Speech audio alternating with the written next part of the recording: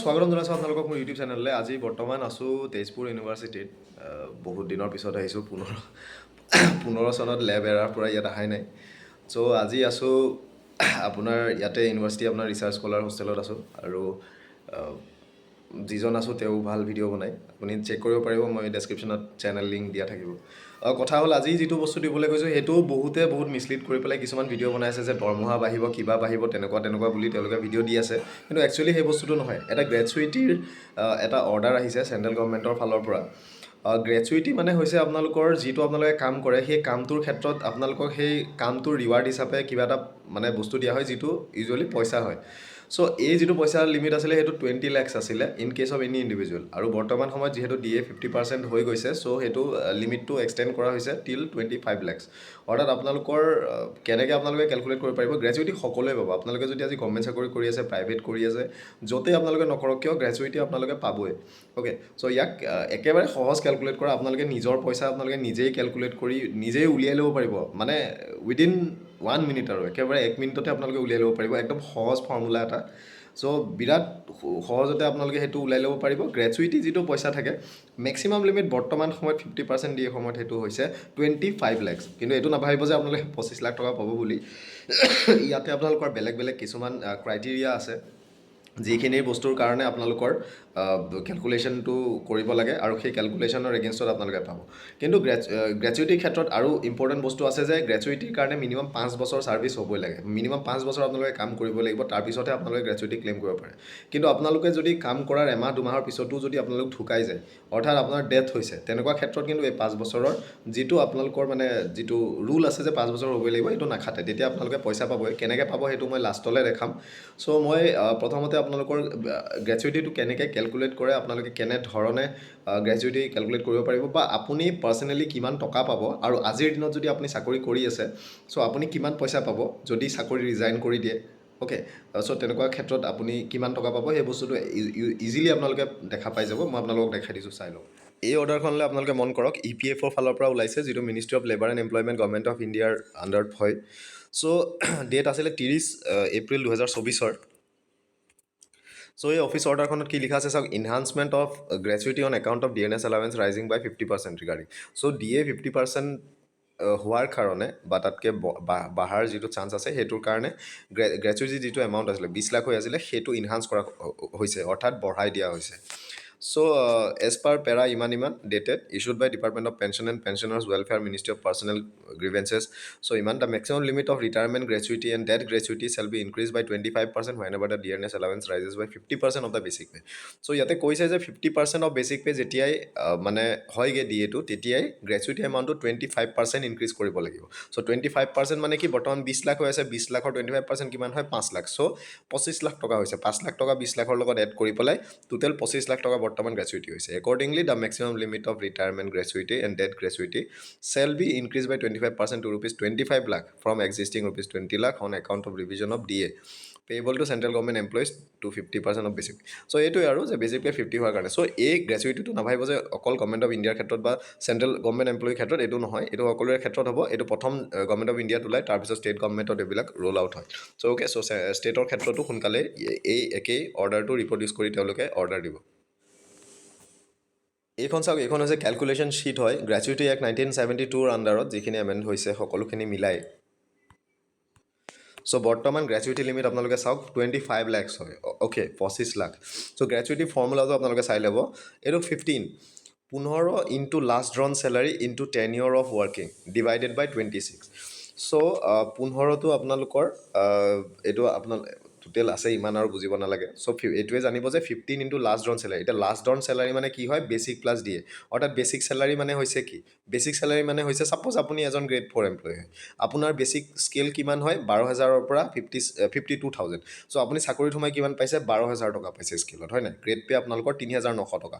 চ' basic salary কিমান হ'ব, 12,000 plus 3,900 কিমান হ'ব আপোনাৰ 15,900 টকা। বা আপুনি যদি গ্ৰেড 1ৰ হয়, ছাপ'জ 30,000 প্লাছ আপোনাৰ 13,300 গ্ৰেড 43,300 আপোনাৰ বেচিক চেলাৰী হ'ল নাই।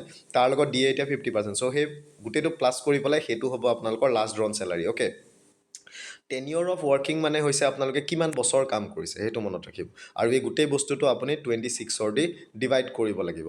অ'কে চ' এতিয়া টেনিয়ৰটো কেনেকৈ কেলকুলেট কৰিব এইটো এটা ইম্পৰ্টেণ্ট বস্তু চ' আপোনাৰ চাওক কেতিয়াবা কি হয় বছৰ কমপ্লিট হয় তাৰপিছত আপোনালোকৰ কিছুমান মাহ হৈ থাকে যে গোটেই বছৰটো কমপ্লিট নহয় চ' যদি আপোনাৰ 6 মাহতকৈও বেছি হয় তেতিয়া আপোনালোকে ফুল ৰাউণ্ড ফিগাৰ আপোনালোকে নেক্সট ইয়েৰ ধৰিব অৰ্থাৎ ধৰি লওক 10 বছৰ 8 মাহ হৈছে তেতিয়া আপুনি 11 বছৰ হিচাপে ধৰিব লাগিব আৰু যদি আপোনাৰ ধৰি লওক 6 মাহতকৈ কম হৈছে 10 বছৰ 5 মাহ হৈছে তেতিয়া আপোনালোকে 10 বছৰ বুলি ধৰিব 5 মাহটো আপুনি ষ্ট্ৰাইক অফ কৰিব লাগিব অ'কে চ' মই আপোনালোকক এতিয়া এক্সাম্পল দি মই আপোনালোকক বুজাওঁ চ' চাওক মই তিনিজন এমপ্লয়ীৰ ক্ষেত্ৰত মই আপোনালোকক বস্তুটো দেখাইছোঁ এমপ্লয়ী 1 2 বা 3 চ' এমপ্লয়ী 1ৰ হৈছে মই ৰাউণ্ড ফিগাৰ লৈছোঁ এইবিলাক আপোনালোকে আৰু অসম চৰকাৰৰ চেলাৰীৰ লগত সোমোৱাই মিলাই চাব নালাগে so' basic DA house rent medical so' এইকেইটা চাৰিটাই ধৰি লওক পায় পইচা অ'কে চ' বেচিক মানে হৈছে আপোনাৰ scale pay plus grade pay so' 20,000 DA ধৰি লওক 50% 10,000 হাউচ ৰেণ্ট ধৰি লওক মই ধৰি ল'লোঁ 5,000 পালে বা মেডিকেল পালে 1,000 চ' গ্ৰছ হৈ গ'ল তেওঁৰ 36,000 টকা অ'কে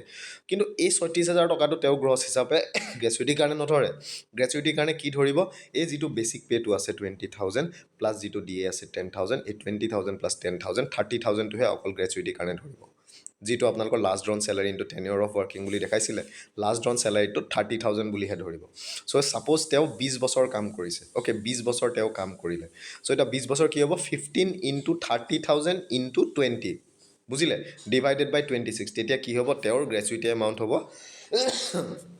346,153.8462 চ' 3ৰ পিছত 0.8 আহিছে চ' এইটো মানে 0.8 যিহেতু আহিছে এইটো 54 হ'ব 3,46,154 টকা তেওঁৰ গ্ৰেচুইটি এমাউণ্ট হ'ব বুজি পালেতো এমপ্লয়ী 2ৰ ক্ষেত্ৰত আমি চাওঁ 30,000 যদি তেওঁৰ বেছিক হয় 15,000 তেওঁৰ DA হ'ল 10,000 ধৰি লওক HR এইবিলাক কিবা কিবি হ'ল তেওঁৰ গ্ৰছ হৈছে 56,000 কিন্তু গ্ৰেচুইটিৰ কাৰণে ধৰিব এই বেছিক প্লাছ DA অৰ্থাৎ 30,000 প্লাছ 15,000 যিটো হয়গৈ 45,000 টকা আৰু এইটো তেওঁ ধৰি লওক 30 বছৰ চাকৰি কৰিছে তেতিয়া কি হ'ব 15 ইনটু 45,000 ইনটু 30 ডিভাইডেড বাই 26 যিটো হয় আপোনাৰ 7,78,846 কিন্তু ইয়াৰ পিছফালে 0.1 আছে যিহেতু এইটো আমি ষ্ট্ৰাইক অফ কৰিম 0.5ৰ ওপৰ হ'লে আমি নেক্সট ৰুপি ধৰিম অ'কে 0.50ৰ ওপৰ হ'লে আমি নেক্সট ৰুপি ধৰিম আৰু 0.50ৰ তলত হ'লে আমি সেইটো ষ্ট্ৰাইক অফ কৰিম এতিয়া 3 নম্বৰ এমপ্লয়ীৰ ক্ষেত্ৰত চাওক তেওঁৰ বেচিক যদি 50,000 হয় DA যদি 25,000 হয় চ' এইখিনি তেওঁৰ অভাৰঅল তেওঁৰ গ্ৰছ হৈছে 91,000 কিন্তু গ্ৰেচুইটিৰ কাৰণে আমি ধৰিম বেচিক প্লাছ DA যিটো 75,000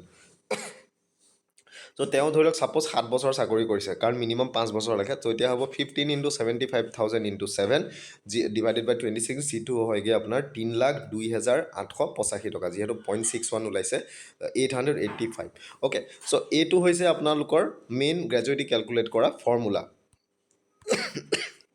চ' এতিয়া চাওক ছাপ'জ আপোনালোকে ডেথ হৈ গ'ল আপুনি ৰিটায়াৰ কৰিব পৰা নাই বা ৰিজাইন কৰিব পৰা নাই ডেথ হৈ গ'ল 5 বছৰ মিনিমাম ছাৰ্ভিচ লাগে যদি ডেথ হৈ যায় আপোনালোকে কেনেকুৱা পইচা পাব চাওক 1 বছৰতকৈ কম সময় যদি আপোনালোকে কাম কৰিছে আৰু ডেথ হৈ যায় তেতিয়া গ্ৰেচুইটি হিচাপে আপোনালোকে বেচিক পে'ৰ 2 টাইমছ আপোনালোকে পাব অৰ্থাৎ 30,000 যদি আপোনালোকৰ বেচিক পে' আছিলে আপুনি অকল 60,000 টকা এটা পাব 1 বছৰতকৈ যদি আপোনালোকে বেছি কাম কৰিলে কিন্তু 5 বছৰতকৈ কম কাম কৰোঁতে যদি ঢুকালে তেতিয়া বেচিক পে'ৰ 6 গুণ আপোনালোকে পাব যদি আপোনালোকে 5 বছৰতকৈ বেছি কৰিছে কিন্তু 11 বছৰতকৈ কম কাম কৰোঁতে ঢুকালে তেতিয়া বেচিক পে'ৰ 12 গুণ আপোনালোকে টকা পাব অ'কে মানে যদি ছাপ'জ 10,000 আপোনালোকৰ বেচিক পে' ইনটু 12 আপোনালোকে 1,20,000 টকা পাব ফৰ এক্সাম্পলহে মই কৈছোঁ যদি 11 বছৰতকৈ বেছি কাম কৰিলে কিন্তু 20 বছৰতকৈ আপোনালোকৰ কম হ'ল তেতিয়া বেচিক পে'ৰ 20 গুণ আপোনালোকে পাব অৰ্থাৎ 20 times of the basic pay' যদি 20 বছৰতকৈ বেছি কাম কৰিলে তেতিয়া আপোনালোকে হাফ অফ ইনভলভমেণ্টছ মানে চেলাৰীৰ যিটো হাফ হয় for every completed 6 month period প্ৰত্যেক 6 মহীয়া পিৰিয়ডৰ কাৰণে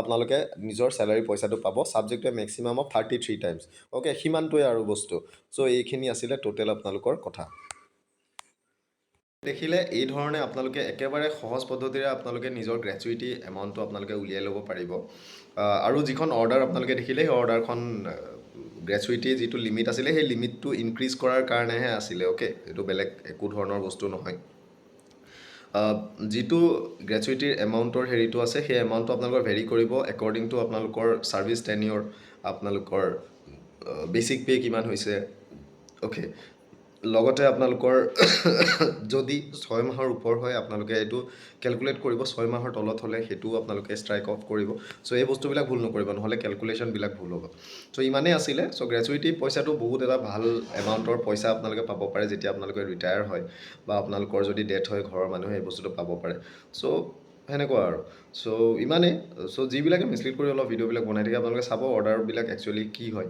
চ' এইটো কাৰণে চেলাৰী ইনক্ৰিজ নহয় এই বস্তুটো অ'কে চ' এইটো ডাইৰেক্টলি আপোনালোকৰ যদি ডেথ হয় বা ৰিটায়াৰমেণ্ট হয় তেতিয়া আপোনালোকে এই পইচাটো পাব বা চাকৰি যদি ৰিজাইন মাৰে তেতিয়া এই পইচাটো পাব চ' এইটোৱে আৰু কথা থেংক ইউ ভিডিঅ'টো চোৱাৰ কাৰণে নতুন ভিডিঅ'তে আকৌ লগ পাম আজিলৈ ইমানেই